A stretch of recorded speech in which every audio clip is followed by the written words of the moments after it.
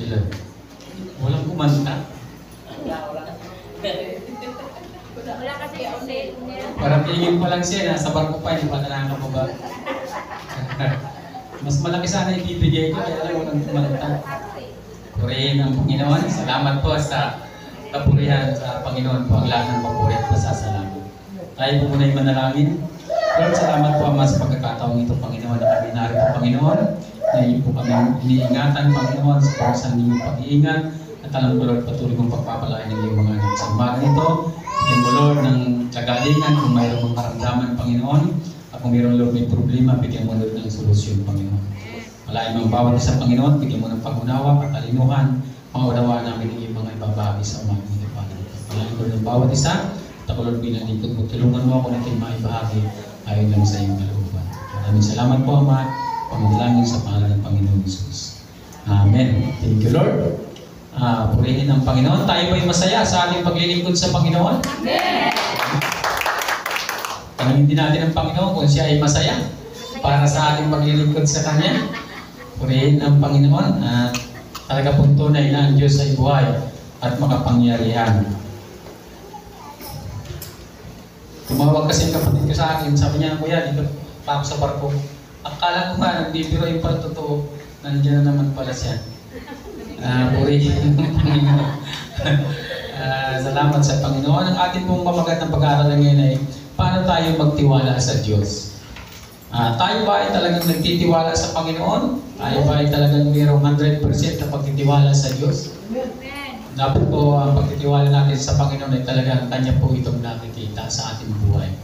So bago po ako mag-umpisa, gusto ko lang ipanood yung isang maikling video. Alam nyo, maraming mga tao sa time natin ngayon, nalimutan nila na ang existence natin, hindi dapat mawala yung salitang serve, maglingkod, paglingkuran ang lumikha sa atin.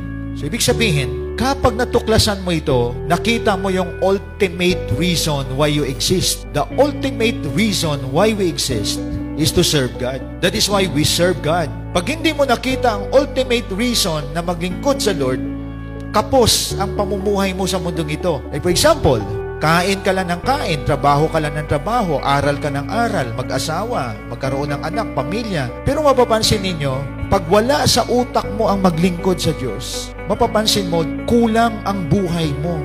Kasi hindi mo na-acknowledge ang nagbigay sa iyo ng biyaya, nagbigay sa iyo ng partner sa buhay, nagbigay sa iyo ng blessing, hindi mo siya in-acknowledge, hindi ka nag-serve sa Kanya, you don't worship Him. Then, mapapansin natin, kaya ang tao puro reklamo, puro problema, ang tao nag-i-exist na puno ng stress, akala ng tao ang buhay sa mundong ito, magkamal na maraming pera. Akala ng tao ang buhay sa mundong ito, mayroon ka ng sarili, bahay at lupa. Pero pag magkaroon ka nun, may hinahanap ka pa. Akala ng tao pag may bahay ka, kotse ka, life is complete. Pero hindi pa rin. Kasi nakalimutan po natin, kahit meron ka ng lahat ng ito, pag hindi ka nagbigay ng oras, panahon upang paglingkuran ng Diyos, lahat ng yan useless. Walang kwenta yan, mga kapatid. Walang kwenta bahay, lupa, pera. Walang kwenta lahat yan. Walang kwenta anuman ang na-accumulate mo sa mundong ito, education, may career ka, na kahit kunti man lang na pumasok sa isip mo, hindi mo naisip na lahat ng yan galing sa blesser. Binigay lahat ng Diyos sa iyo yun. Blessing yan. Pero yung blesser, hindi ka nag-serve sa Kanya. Hindi ka man lang lumapit sa Kanya. At delikado yan, mga kapatid. Kaya nga dito sa binasa natin, sabi ng Panginoon, kapag sumunod kayo sa akin, mahalin ninyo ang Diyos at maglingkod sa Kanya ng buong puso at buong kaluluwa, ipapadala ko ang ulan at ang Lord magbibigay ng biyaya po sa atin. Kaya nga nakita ko ang poverty, calamities, adversities, depression nangyayari sa tao. Nalimutan ng tao ang Diyos paglingkuran, paglaanan ng Kanyang oras ang Panginoon. You discover the fulfillment of your life if you set time to serve God. Fulfilled ang buhay, pero kapag hindi ka nag-serve sa Lord, ni prayer hindi mo ginagawa, ni pagbasa ng Bible hindi mo ginagawa, ni pag-invite ng tao hindi mo ginagawa. Ang utak mo palagi hanap buhay para may makain ako. Mga kapatid, medyo mataas-taas ang level mo doon sa mga nilikha ng Diyos na mga hayop. Hindi ganun ang tao nilikha ng Lord. Nilikha ka para maglingkod kay Lord, mga kapatid. Tandaan natin yon. Kung gusto nyo maranasan ang true fulfillment in life, hindi puro hanap buhay, hindi puro hanap ng pagkain. May bahagi sa buhay natin mag-serve kay Lord. Ang totoong katuparan sa buhay, naglilingkod tayo lahat sa Diyos na may likha ng buhay natin. Amen. Purihin ng Panginoon. Bakit po tayo kulang ng tiwala sa Panginoon? Kasi hindi po natin siya totoong kilala. Kaya hindi ka makapaglingkod ng totoo sa Panginoon, may kulang sa iyo, parang lagi kang nag-aalinlangan, gaya ng mga tinuro ni Paul kanina, kasi hindi mo siya masyadong kilala sa buhay mo. Kaya yung tiwala natin kulang. Di ba sa tao na kasama mo, pag ang isang tao kasama mo, at hindi mo siya totoong kilala, kulang yung tiwala mo. Baga natutulog kayo magkatabi, pero hindi ka masyadong mapahimbing ng tulog. Kasi hindi ko kilala itong taong ito. Kaya maraming tao naglilingkod sa Panginoon, pero kulang yung tiwala. Kulang yung tiwala. Kasi hindi niya totoong kilala ang Diyos. Kaya ganoon na lang yung kanyang pag-aalinlangan. Hindi siya makapagtiwala ng totoo sa Panginoon kasi hindi niya talaga totoong kilala ang Panginoon. Parang sa ating family, sa ating mga partner, sa ating mga asawa, dapat po totoong tiwala tayo sa kanila. Mahal natin ang mga asawa natin. Ako nga, sabi ko nga sa aking buhay, sa aking pag-aasawa, hindi ako nag-isip magsilo sa asawa ko. Kasi tiwala ako sa kanya. Kahit saan siya pumupunta, kahit saan ka pumupunta, kahit saan ako pumupunta, dapat ganun po tayo magtiwala. Pag minahal natin ang isang tao, mahalin natin. Na wala nang maraming question, wala nang maraming tanong. Marami po sa mag-partner na mag-asawa na pero inuukat pa ang nakaraan. Tinatanong ko, huwag mo nang tanongin, mahalin mo na lang siya. Kasi baka meron siyang masabing hindi mo magustuhan at hindi pa kayo magkaroon ng magandang relasyon. Maging tapat po tayo. At yun ang gusto ng Diyos. Dapat maging tapat tayo sa Panginoon kasi ang Diyos po ay tapat. Pag tayo po ay kilala natin ang ating Diyos, maluwag po ang kabuhayan na ibibigay ng Diyos sa atin. Kasi tayo po ay nagtitiwala palagi sa Kanya. Dapat po natin pagtiwalaan ang Panginoon para tayo makapaglingkod ng totoo sa Diyos. Marami pong tao na gustong maglingkod pero kulang ng tiwala sa Panginoon. Kaya hindi po nakakamit yung talagang totoong blessing na gustong ibigay ng Diyos sa Kanya. Patuloy po tayo magtiwala sa Panginoon. Kahit po sa isang samahan, pag kulang ang tiwala po sa bawat isa, hindi po mabubuo ang magandang relasyon sa bawat isa. Kahit siya magkaibigan, pag kulang yung tiwala mo, ngayon pinsan ko na kami magpinsan, pag kami ay wala pang cellphone doon hindi pa kami, mga bata, pero mga anak ko doon. Pag kami ay nag-usap, rain or shine, kahit may bagyo, darating at darating yan sa pinag-usapan namin. May minsan, one time nga, hindi ako nakapunta ng maaga kasi iniisip ko may bagyo baka hindi siya pumunta. Yung pala, isang oras na siya sa ulanan, niya, pinsan, bago ka lang. Akala ko, hindi ka pupunta. Sabi niya, hindi. May usapan tayo So, ganun yung makipag-usap. Kaya ako, kahit medyo tinatamad ako, pag kami nag-usap na dalawa, talagang darating din ako. Kasi talagang darating at darating siya. Yun po yung hinihintay ng Diyos sa atin. Yung ating pagtitiwala sa Kanya. Na talagang pag sinabi ng Panginoon at sinabi mo sa Kanya, gagawin at gagawin mo kasi gagawin ng Diyos yung lahat ng pangako niya sa atin. Amen. Paano tayo magtiwala sa Panginoon? Dapat bumabuo sa puso natin. Bakit lagi ko ito pinagigilitan? Kasi ito po yung dapat natin makamit sa ating buhay. Ano man yung lahat ng ating nakamtan, kung wala ang Diyos sa buhay mo, wala din po lahat yan. Useless din po yan. Wala rin pong halaga. Kahit na, sabi nga ng salita ng Panginoon, makamit mo man ang lahat ng kayamanan sa mundo, kung mapapahamak naman ang iyong kaluluwa, wala rin po itong halaga. Kung napakahalaga po na kilala natin ang Diyos at mapapaglingkuran natin siya ng tapat sa ating buhay. Magtiwala po tayo ng lubusan sa Panginoon. Ang hirap kaya magkaroon ng kasama na walang tiwala. Ba yung magkasama kayo pero wala siyang tiwala sa iyo? Ang hirap nun. Hindi ka magiging masaya. Parang yung isang bangko, pag nakaupo ka dyan, wala kang tiwala dyan, hindi ka makakaupo ng maayos. Laging alanganin yung upo mo, mangangalay ka, mapapagod ka. Kasi iniisip mo, baka bumagsak yung bangko. Mahirap yung ganun. Parang yung sa hospital na pag tingala akong ganun, yung nakaprinsipal, yung kisame parang mahuhulog. Hindi ako nakakatulog, lagi ako nakatingin doon sa pag bumagsak ito, tatamaan si Paul. Kahit antok-antok na ako, tinitignan ko kung baka malaglag. Nakatulog lang ako nung inilipat na siya ng kama doon sa area na, kasi yung kisame, nakanganga na talaga na parang malapit ng wala akong tiwala doon sa kisame, parang babagsak. Kaya hindi ako makatulog. Napuyat ako dahil doon. Sa buhay po natin, sa paglilingkod sa Panginoon, dapat po meron tayong tiwala sa Diyos. Amen. Dapat po meron tayong 100% na tiwala sa Panginoon para po tayo makapaglingkod ng tama. At wala po tayong pag-aalinlangan. At ibibigay po ng Diyos yung ating mga pangangailangan. Maging tapat po tayo sa paglilingkod natin sa Panginoon. Ang ganda ng ating Sunday School kanina, kung nakarating kayong lahat, talagang nakuha niyo yung napakagandang mensahe ng Panginoon. Na yung ano bang buhay mo sa mundo ito, dapat po ito ay matanggal sa atin. Kasalanan din po yung mag-uuri ka palagi. Kailangan po talaga sa Diyos po tayo nagtiwala. At dapat ganito po tayo magtiwala sa Panginoon. Ang sabi po sa mga Awit chapter 16 verse 5, ang sabi niya, ikaw lamang Yahweh ang lahat sa aking buhay. Lahat ng kailangan ko'y iyong ibinibigay. Kinabukasan ko'y nasa iyong mga kamay. Dapat ganun po tayo nagtitiwala sa Panginoon.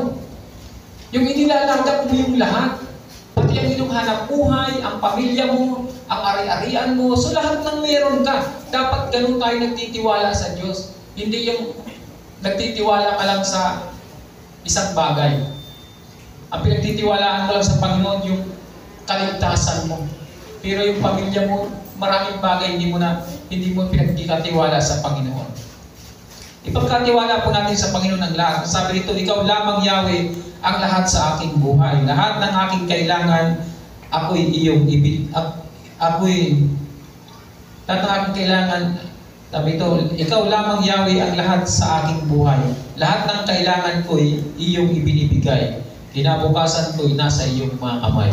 Pag yan po ang ating inilagay sa puso natin isipan, ang Diyos po laging nag-iisip at gumagawa ng paraan kung paano kanyang pagpapalain. Kasi alam ng Diyos, wala kang ibang opsyon, wala kang pinagpipilian. Kundi siya talaga ang sa kanya mo inilalagak ang lahat sa buhay mo.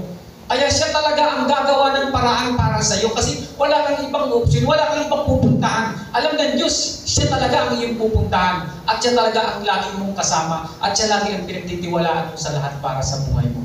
Wala siyang gagawin na hindi mo ikasasaya kasi alam niya, siya ay nasa iyo. At alam mo, ikaw ay nasa Kanya. Kaya hindi siya mag-aalinlangan na ikaw ay pagpalain. Ang ayaw na ayaw ng Panginoon yung mayroon kang ibang Diyos. Kahit naman sa mag-asawa, di ba? Ayaw din ng asawa na mayroon siyang ibang minamahal. That's for sa Panginoon ay binigay sa atin ang lahat. Dapat yung paglalagak natin ng tiwala sa Panginoon ay lahat po ng part ng ating buhay. Huwag yung isang bagay lang. Naalala mo yung isang kwento na pinatuloy niya ang Panginoon sa kanilang tahanan sa Biblia po. Sabi niya, Panginoon, dito ka na tumira.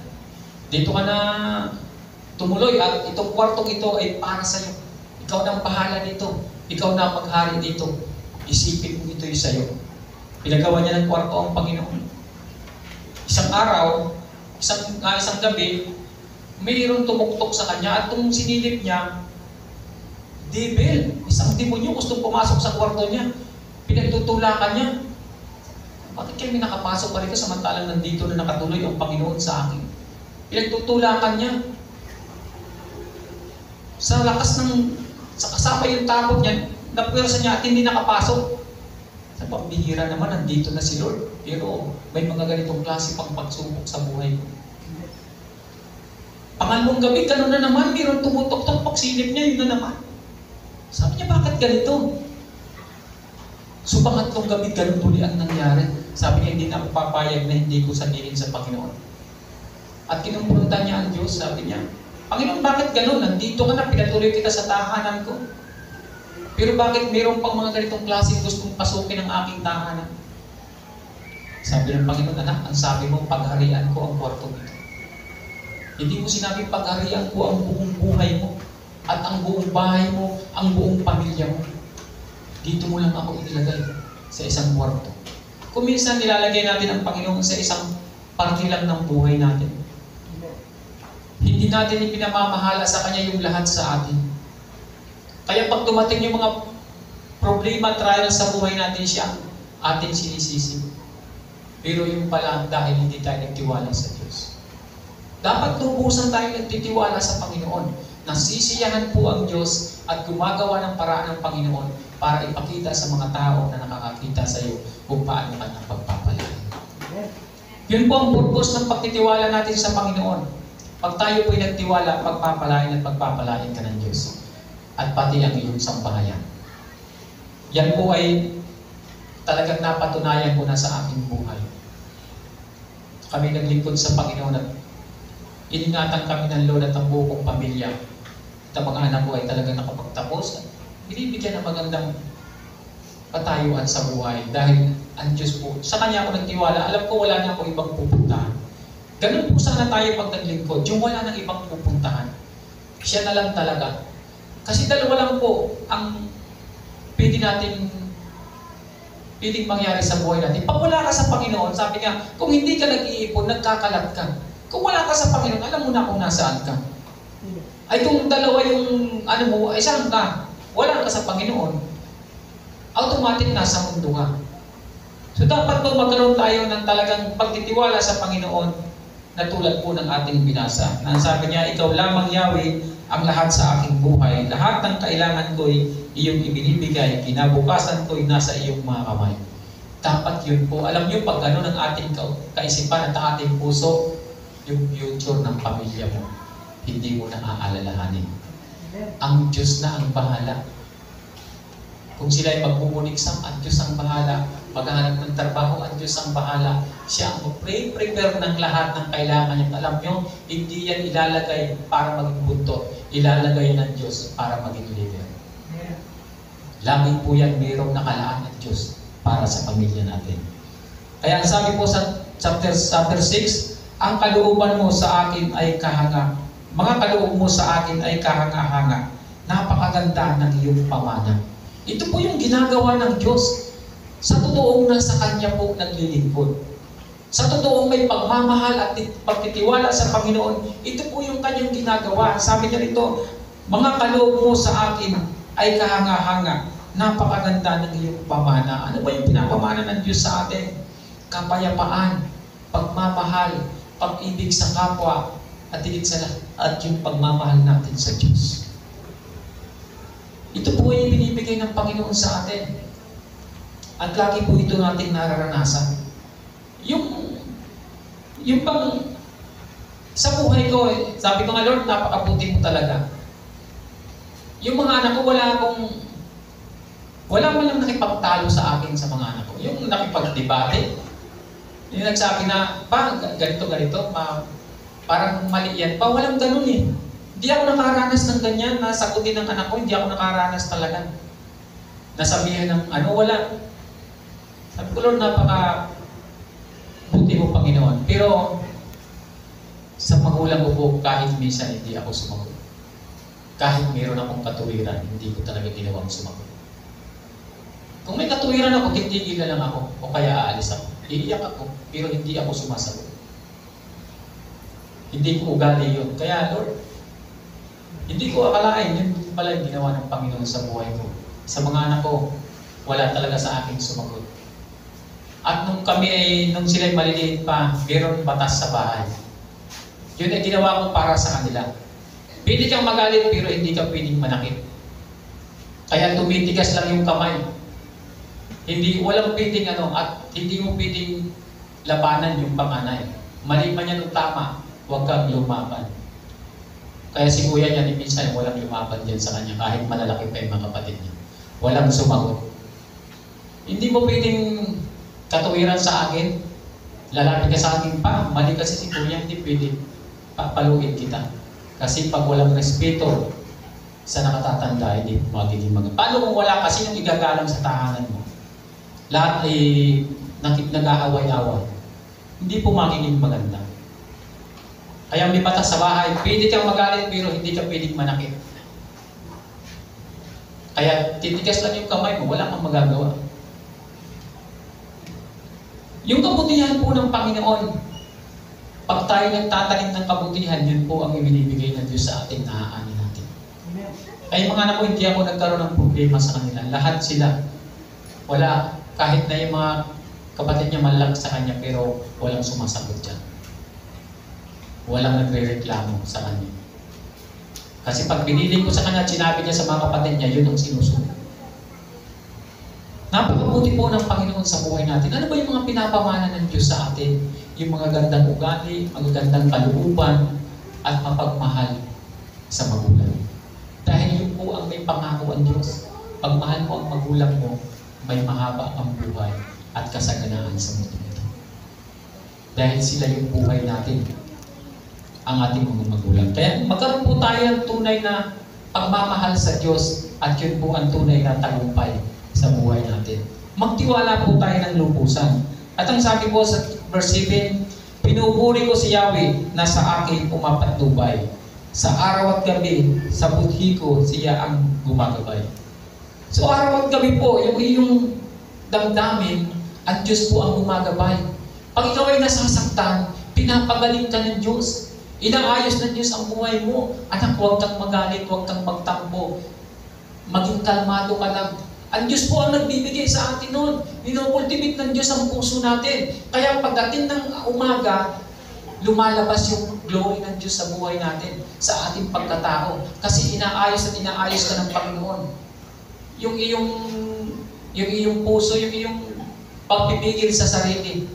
Diba yung ating pinagsasabi nga ni Paul, si Pablo pala ay madali rin magalit. So tayo bilang tao, naranasan natin yun. Pero dapat po ang Diyos ang laging nandyan sa puso natin. Para ito po ay ating mapaglabanan. May mga bagay minsan, magkatabi kayo mag-asawa, mayroong sama ng loob, inabot ng umaga, masama pa rin ang loob mo. Mahirap po yun. Hindi po nangyayari sa akin yung ganyan. Kahit tanong nyo kay Pastora, kahit anong galit yan sa akin, pinakamatagal alas 10 ng gabi, wala na yan. Kukulitin at kukulitin ko yan para iharap sa akin ang kanyang mukha. Kasi ayoko pagdating ng umaga, galit pa siya sa akin. Ayoko lilipas yung magdamag na galit pa siya sa akin. O magsasalita siya ng masasakit, okay lang. Basta nakayakap, okay na yan. Pag umaga, masaya na yung igising, magluluto, magkakape kami. Diba? Hindi po pwede sabihin natin na, ay, kung galit ka sa akin, galit din ako sa'yo. Huwag na po natin ilagay sa puso natin yung galit, lalo tigit sa kasama natin. Tandaan ninyo, kahit galit sa'yo yung kasama mo na yan, yan pa rin ang nagmamahal sa'yo. Kahit anong galit yan sa'yo, yan pa rin ang bubuhat sa'yo at mag-aasikaso sa'yo kung may nararamdaman ka. Kaya huwag kang magtatanim ng sama ng loob dyan. Kung ayaw magtabi sa'yo, di hayaan mo lang. Di naman naabot ang mga 1 linggo, malalapit din sa'yo yan. Pero sa amin kasi mag-asawa, kahit galit siya, kailangan doon pa rin siya matulog. Salamat sa Panginoon. Ibinibigyan po tayo ng kalmadong puso ng Diyos pag tayo po ay nasa Kanya. Pag tayo po ay may tiwala sa Kanya, nagtitiwala rin ang Diyos sa atin at yung ating buhay nagiging pong malinis sa harapan ng Diyos at lumalabas po ito, nakikita ng kapwa natin. Kailangan po natin yon para po tayo ay magtagumpay sa buhay na ito. At number 1 po, magtiwala tayo sa Panginoon. At ang sabi po sa verse 8, alam kong kasama ko siya sa tuwina. Hindi ako matitinag pagkat kapiling siya. Dapat ganun po palagi ang ating pagtitiwala sa Panginoon. Wala pong pwedeng makagiba. Walang pwedeng makasira. Walang pwedeng humatak sa iyo, kundi ang Diyos lagi ang iyong pinagtitiwalaan ng lahat sa buhay mo. At makakamit po natin yung gusto ng Panginoon sa buhay natin.